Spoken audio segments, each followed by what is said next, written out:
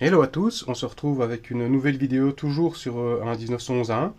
Cette vidéo fait suite à la présentation de Blaise 039 sur le Tokyo Marui 1911-1, donc le modèle en plastique ABS qui est vraiment superbe, dont le seul défaut est justement d'être en ABS, sinon mécaniquement il est impeccable, en termes de finition il est vraiment très très beau, il imite la parkérisation militaire au plus près.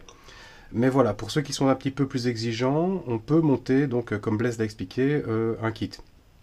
J'ai déjà monté un kit Guarder précédemment, donc c'était déjà un kit Guarder type GI, mais qui était destiné à être peint en principe, et moi j'avais préféré donc le rebronzer.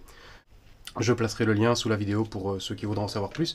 Donc cette fois-ci c'est une autre histoire, c'est un kit Springfield Armory. Donc Springfield Armory a réédité le 1911-1, donc je parle du modèle RS ici. Donc c'est un modèle type GI, parkérisé, donc qui est aux cotes du modèle militaire Deuxième Guerre mondiale, avec toutes les pièces qui sont en rapport. Par contre, donc c'est une production moderne. Le kit Guarder est vraiment exceptionnel. La vraie parkérisation de l'aluminium est absolument parfaite. Donc on a un gris foncé qui tire vers le vert. Les marquages sont sublimes. Ce sont des marquages modernes évidemment. Ils sont en creux, il n'y a absolument rien qui manque. Le kit, en plus de la glissière en aluminium et de la carcasse en aluminium, disposait d'un canon en acier, ce qui alourdit l'ensemble. Donc, ce qui me permet justement de faire le point sur le poids du Marui, donc qui est un des défauts qu'on reproche souvent au Marui en raison de leurs matériaux légers. Donc ici, on est à un poids de 798 grammes. On va prendre l'Inokatsu comme référence, c'est ce que j'ai de plus proche. Donc, du poids du RS. Donc là, on est à 1 kg 122 grammes.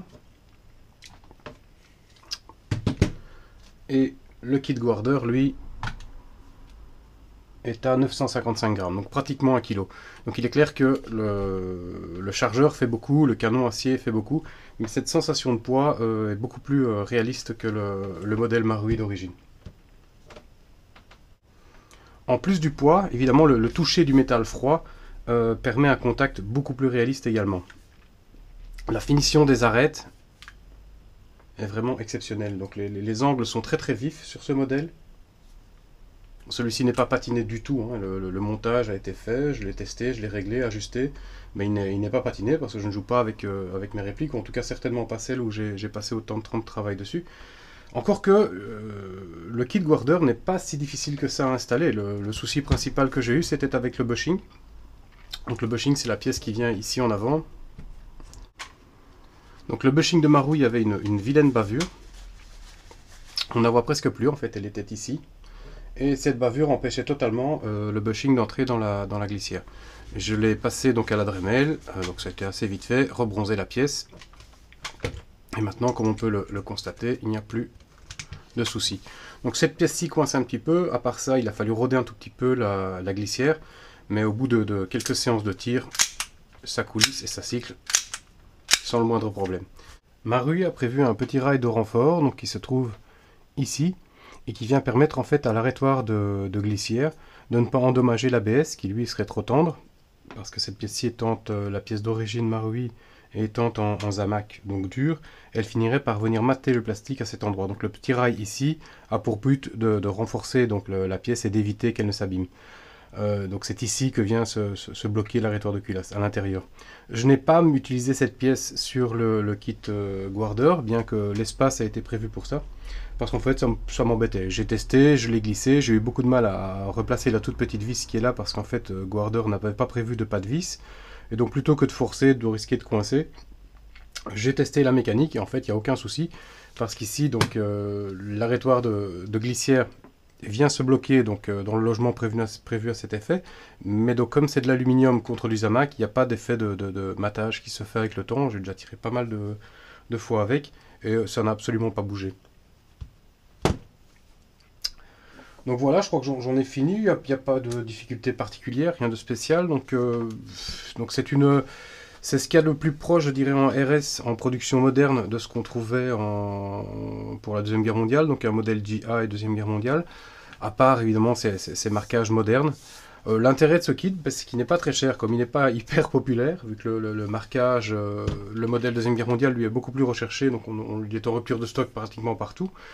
Le modèle Springfield Armory permet d'avoir un grand réalisme, mais à un prix vraiment intéressant. Donc je pense que le Tokyo Marui, j'avais dû payer ça d'entre 150 et 175 euros.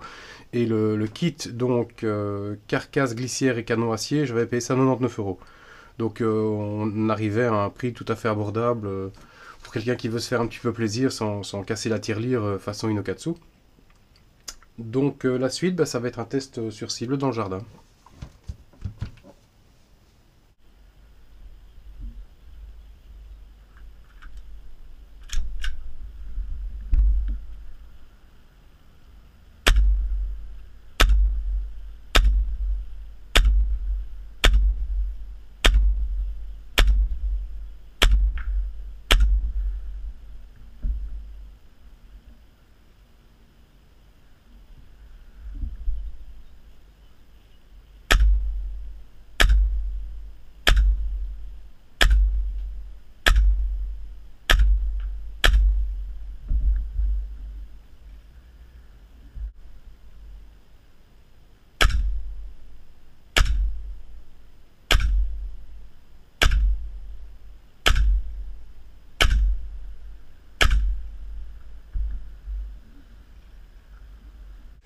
Donc 6 mètres, 10 mètres et 40 mètres.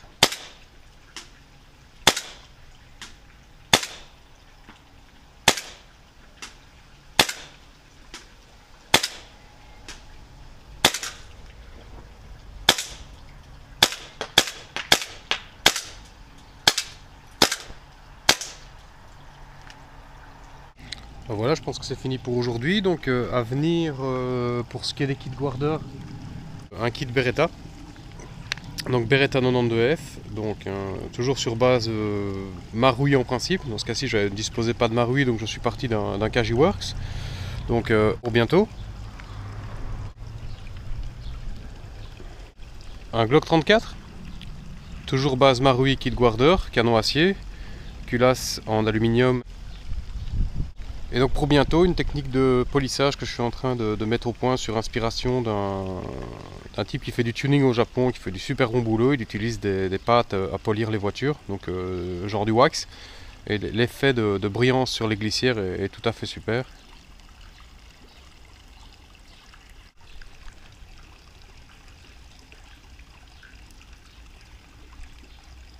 Donc le dessus reste mat, le dessous aussi, mais les flancs de la glissière sont eux bien brillants.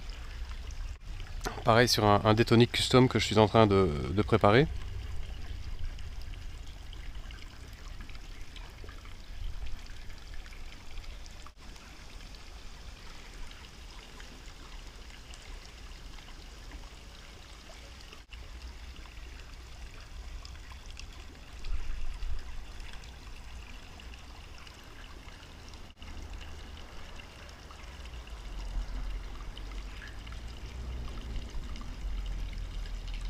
Voilà, donc c'est tout. Sympa pour ceux qui ont patienté jusqu'ici. Encore désolé pour mon manque de régularité dans la publication de vidéos. J'espère qu'avec le temps je vais améliorer ça. Et donc à bientôt pour d'autres aventures Airsoft.